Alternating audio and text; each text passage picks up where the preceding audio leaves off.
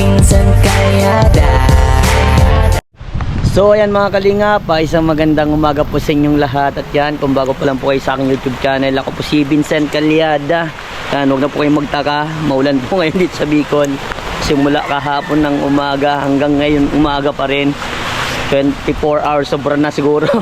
Yan, paki-like and share po nitong video ito para mapalawak po natin ang pagtulong po sa mga taong nangangailangan. At huwag niyo pong kalimutan na pindutin po notification bell para lagi po yung updated po sa aking mga bagong uploads. At please po don't skip ads kasi malaking bagay yan sa pantulong po natin. So ngayon mga kalingap nito sa pabahay. At ngayon po yung magpo-flooring po ngayon dito. Magpo-flooring po sila. Sobrang grabe ang ulan. Tatay na andyan naguyo pala. Grabe pang ulan mga kalingap. Magpo-flooring po sila dito. Flooring. Flooring.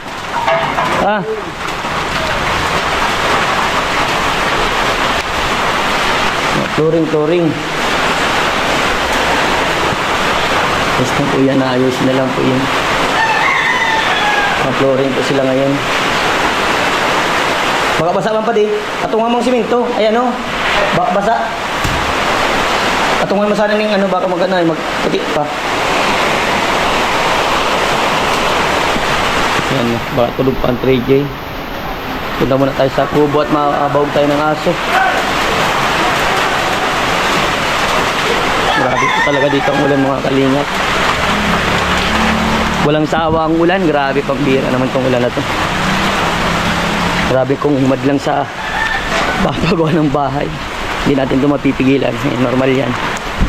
Ulan yan eh. Yan. At mag-iingat po tayo lahat mga kalingap. At yan, balik na lang tayo mamaya. Yan, nagbibili tayo ng 5 sakong semento. Pa-deliver na din kuya. Kailangan na po ay. Ayan.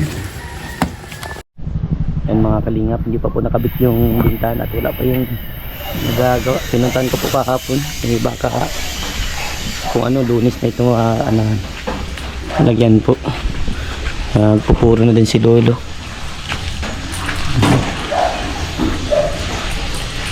Pupuro na po dito. Ay, pambira ng aso yan. Napasok ang aso. Pupuro na Lolo.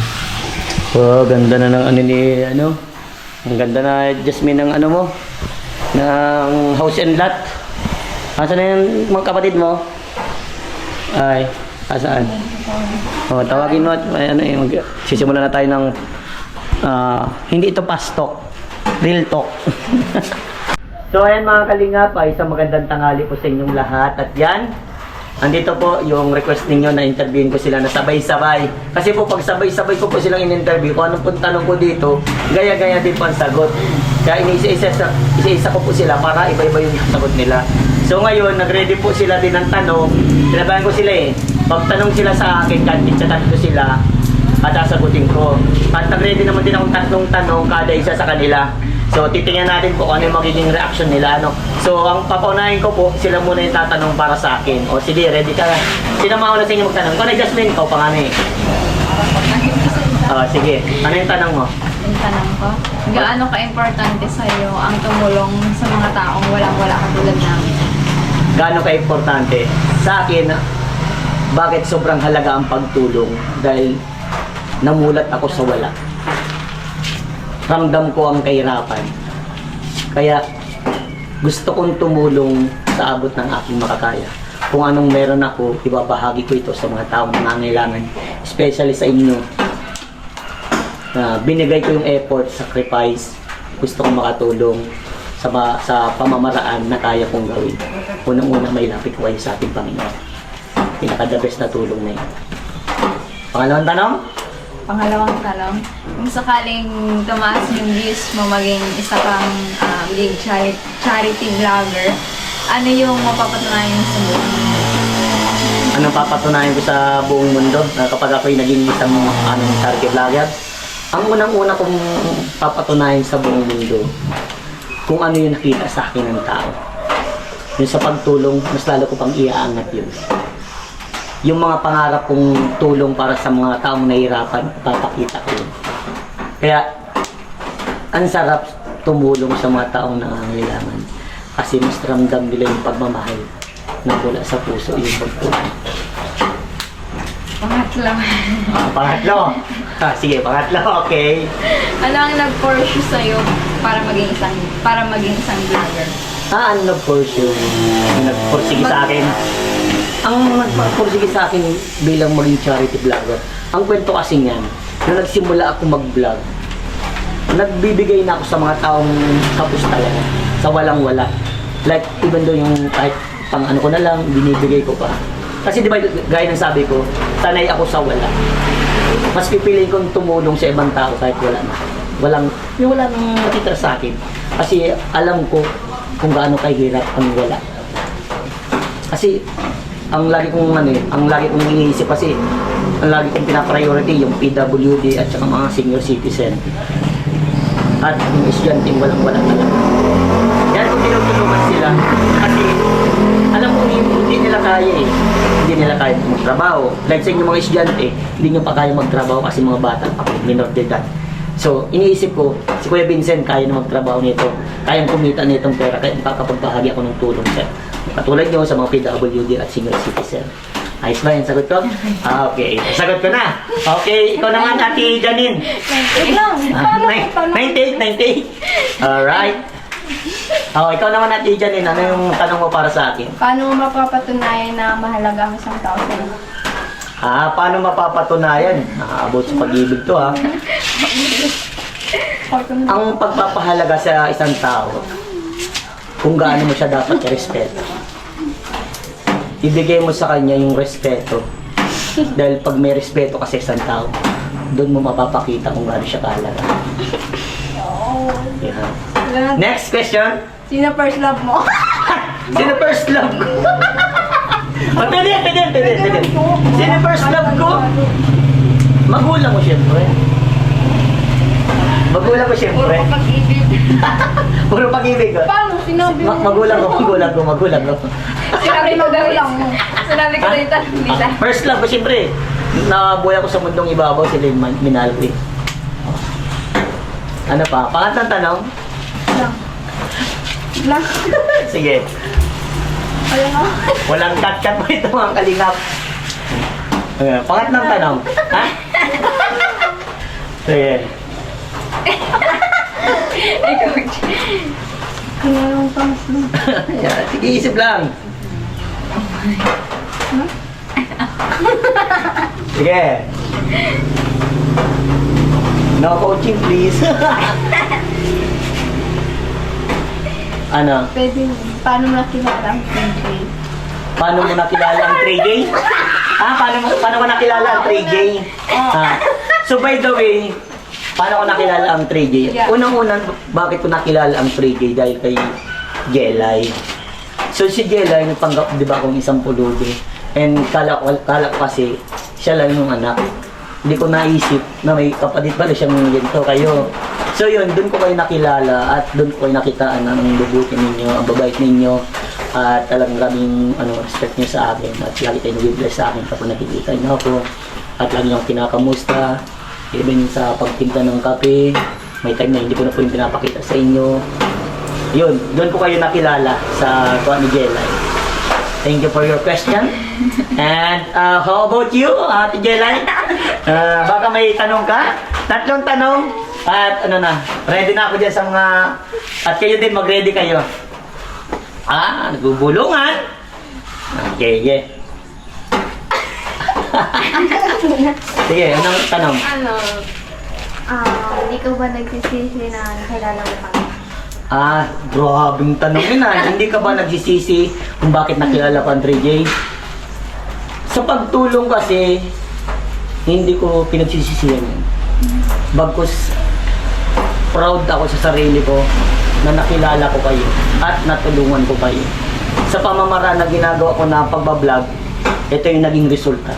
Nagkaroon kayo ng maayos na pamumuhay, nagkaroon kayo ng maayos na bahay, at nabago yung confidence ninyo sa sarili mo, mas lalo pang umangat. And pangalawang tanong? How about the second question? Second question. Diba? Sige, isip lang, isip lang. Second question. Masaya ka ba sa nararating mo ngayon? As of now, lagi kong iniisip sa sarili ko, may mga kalungkutan pa rin sa nangyayari sa buhay. Even though na, habang umaano si Kuya Vincent, habang nakikilala si Kuya Vincent, may mga struggle naman ang nangyayari sa akin. Na sobrang hirap, sobrang malungkot. Pero siguro, bago ka maging successful sa iyong buhay, may parte talagang pinakamahirap ang magdadaan. Pero, gaya ng sinabi mo, kung masaya ako sa ginagawa ko ngayon, kahit mahirap, kahit mapagod. Dahil lahat ng sacrifice, may magandang resulta pagdating sa dulo. What is the last question? Grabe naman yan! Last question na tayo. Last question.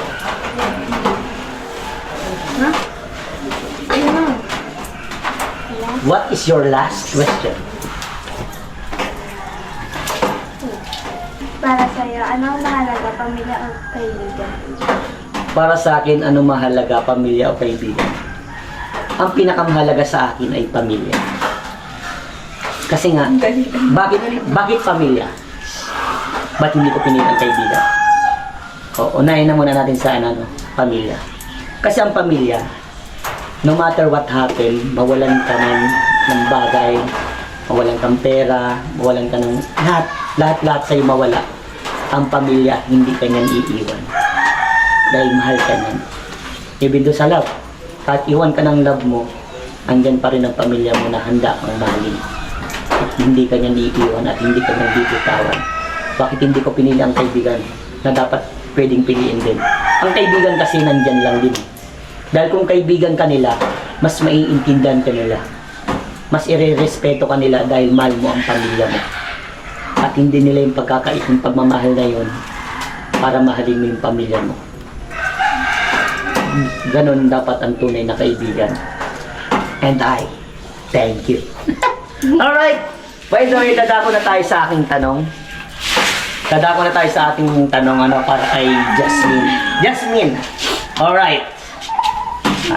Be ready guys Jasmine, kapag may kapatid ka na nahihirapan sa buhay at ikaw ay hirap din sa buhay mo, paano mo siya tutulungan sa maayos na paraan?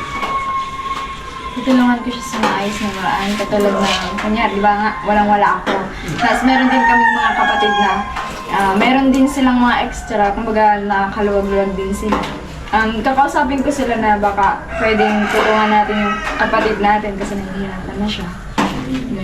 Nahihirapan na siya na sa atin siya lumalapit. Siyempre kapatid natin siya. Bakit why not na hindi natin siya tulungan sa paraan na kaya natin maibigay kung ano or kailangan. Yun. Wow. Thank you for your good answer. And the next question, Jasmine, kung ikaw ay isang successful woman, nasa iyo na lahat, ano ang kaya mong gawin na tatatak sa buong mundo? Ano ito at bakit? Kaya kong gawin? Yeah. Ang kaya kong gawin is, palakasin yung loob nila. Kumbaga maging strong, independent sila. Lalo na sa mga... maging strong, independent sila. Kumbaga, nakakamit natin yung successful na yun. Kung hindi dahil sa hirap. Nagagawa natin yung mga bagay na nakakamit natin ngayon kasi pinaghirapan natin. Kumbaga, ginawa talaga natin yung best natin para makuha yung isang bagay na gusto natin. Yeah. Kumbaga, ang bago ka maging successful, marami kang pinagdaanan nila. Parang yun ang gusto mong iyan sa kanila na maging independent. Thank you for your good answer. Ito, the last question para sa iyo, Jasmine. Jasmine, sa lahat ng pagsubok na dumating sa iyong buhay, ano yung nagpatatag ng iyong sarili? Ano ito at bakit? Nagpatatag sa akin? No, dahil sa pagsubok. Yung kahirapan talaga lagi. Kahirapan. Kasi hirap na kasi kami. Dumating na sa point na hirap na kasi yung walang wala. Tapos, syempre, hindi lang yung magulang namin yung gagawa ng paraan para magawa namin yun. Ay, malagpasan namin yun. Syempre, hindi porket na anak kami, wala kami gano'n na iba. Kumbaga, gagawa din kami ng paraan. Kumbaga, gagalaw din pala kami. Lagpasan namin yung kahirapan. Kumbaga, makasurvive kami. Yeah. Yun nagpatatag sa'yo. Na parang ang na-realize mo gusto mong sabihin na kaya nagpatatag sa'yo yung pagsubok sa iyong buhay na nararamdaman yung kahirapan. Na even though, ayan na nga, nahihirapan na nga. Bakit kailangan pang relax. Kailangan mong gumawa rin ng paraan para makatulong sa magulang mo. At yun ang nagpatatag sa'yo at turo ng... Okay. That's good. Okay, Janine. Janine, kung dumating yung araw na bibigyan ka ng mabigat na problema, sino ang una mong tatawagin? Sino ito at bakit? Kung may mabigat mo pa ako ng problema. Tawagin ko kasi ako na. Si Mama? Bakit si Mama? Sige. Hindi, may mga ganyan tayo kasi sino yung mga natin. Parang yung natin. Mag-open po ako ng mga problema sa kanya. Mag-open ka ng problema and then...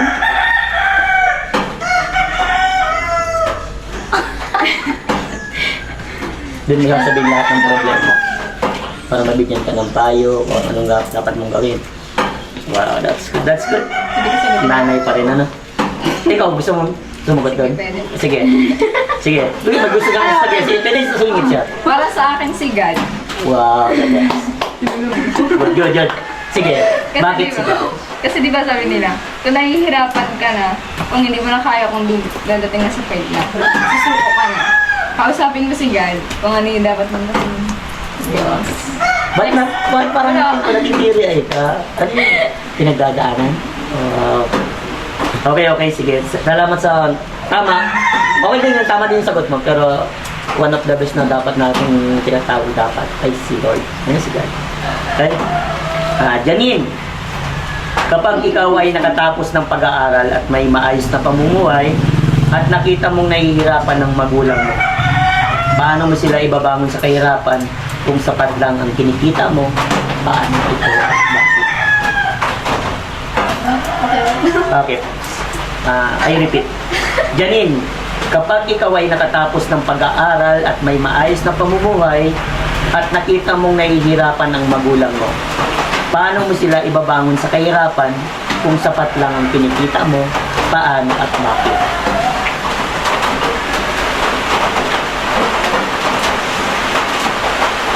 Paano mo sila tutulungan? Anak?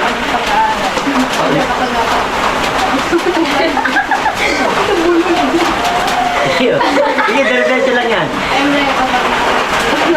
Hindi, yung nakatapos ka ng pag-aaral at meron ka ng maayos na pamumuhay. Sige. Kasama ko siya ngayon. Tutulungan mo sila makahon. Paano? Paano?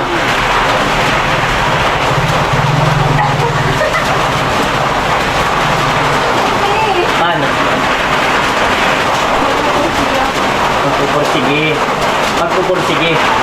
Okay. Pwede na yan. Pero may the best answer ka doon. Kung ikaw ay nakapagtapos.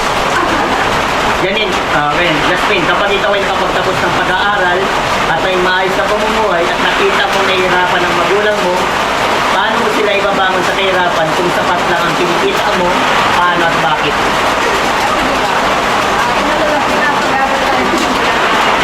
Walang-wala.